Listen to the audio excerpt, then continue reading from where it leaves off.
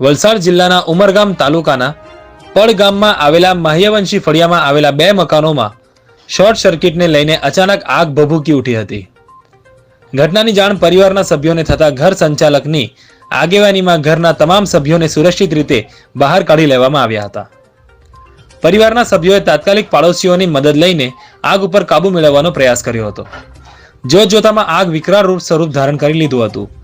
સ્થાનિક લોકોએ ઘટનાની જાણ ઉમરગામ ફાયર ફાઇટરની ટીમ અને વીજ કંપનીની ટીમને ઘટનાની જાણ કરી હતી. ઘટનાની જાણ ઉમરગામ ફાયર ફાઇટરની ટીમ અને વીજ કંપનીની ટીમને થતા તાત્કાલિક ઘટના સ્થળે પહોંચ્યા હતા. વીજ કંપનીની ટીમે વિસ્તારમાં પાવર સપ્લાય બંધ કર્યો હતો. ઉમરગામ ફાયર વિભાગની ટીમે બંને ઘરોમાં પાણીનો મારો ચલાવી આગ ઉપર કાબુ મેળવ્યો હતો. આગની ઘટનામાં કોઈ જાનહાનિ થઈ ન હતી. ઘટનાની જાણ ઉમરગામ પોલીસની ટીમને થતા ઉમરગામ પોલીસે ઘટના સ્થળે પહોંચી કાયદો અને વ્યવસ્થા જાળવવાની કામગીરી હાથ ધરી હતી.